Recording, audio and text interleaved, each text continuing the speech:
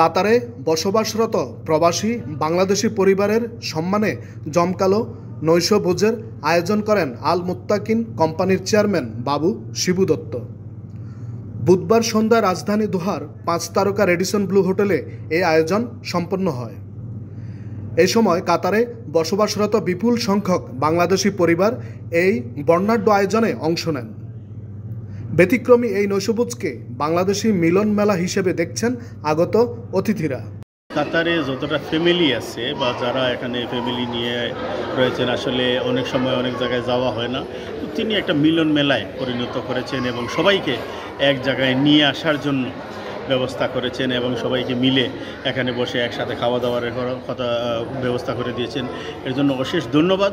অত্যন্ত সুন্দর এবং সুপরিকল্পিত হয়েছে, অত্যন্ত সুন্দর একটা প্রোগ্রাম হয়েছে, সাকসেসফুল একটা প্রোগ্রাম। আমাদের বাংলাদেশ দূতাবাস থেকে ধরে বাংলাদেশ কমিউনিটির সকল পর্যায়ের নেতৃবৃন্দরা এখানে ছিলেন এবং সবাই এনজয় করেছে, অনেক ভালো লেগেছে। বিদেশে আসলে সচরাচর এইসব প্রোগ্রামগুলো এত বৃহৎ পরিসরে দেখা যায় না। আসলে শিবু দত্ত দাদা যেভাবে আসলে প্রবাসীদের সবাইকে ঐক্যবদ্ধ করার জন্য এবং দীর্ঘদিন পরে আসলে বাংলাদেশ কমিউনিটি বিভিন্ন নেতৃবৃন্দ দলমত নির্বিশেষে আমরা এখানে দেখেছি, যেটা আসলে আমাদের জন্য অনেক অনুপ্রেরণা জুগিয়েছে। ধন্যবাদ জানাচ্ছি শিবু দত্ত দাদাকে। উনি সুন্দর একটি মিলন মেলার আয়োজন করেছেন আজকে রেডিসন ব্লুতে। বাংলাদেশ কমিউনিটি এবং বাংলাদেশ স্কুল সহ দূতাবাসের নেতৃবৃন্দ কর্মকর্তাবৃন্দ এসেছিলেন।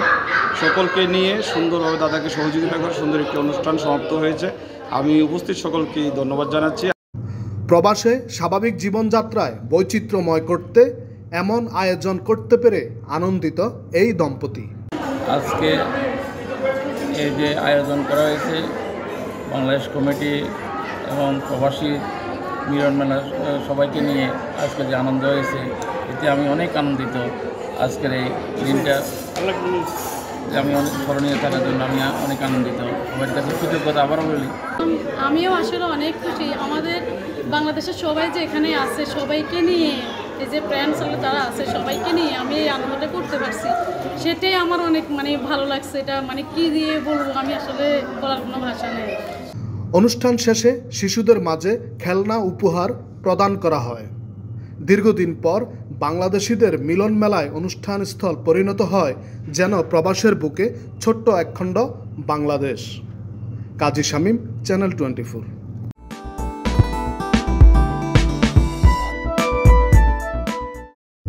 কাতারে নিযুক্ত বাংলাদেশের নবনিযুক্ত রাষ্ট্রদূত হজরত আলী খানের সাথে সৌজন্য সাক্ষাৎ করেছে বাংলাদেশ জাতীয়তাবাদী দল বিএনপি কাতার কেন্দ্রীয় কমিটির নেতৃবৃন্দ। বুধবার দুপুর 2টায় দূতাবাস হলরুমে এই বৈঠক অনুষ্ঠিত হয়।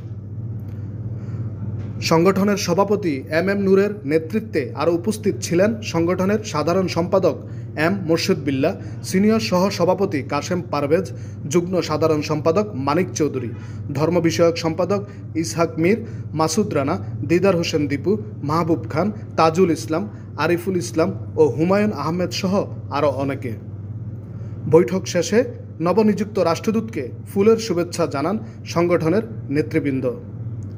কাজী শামীম, চ্যানেল 24।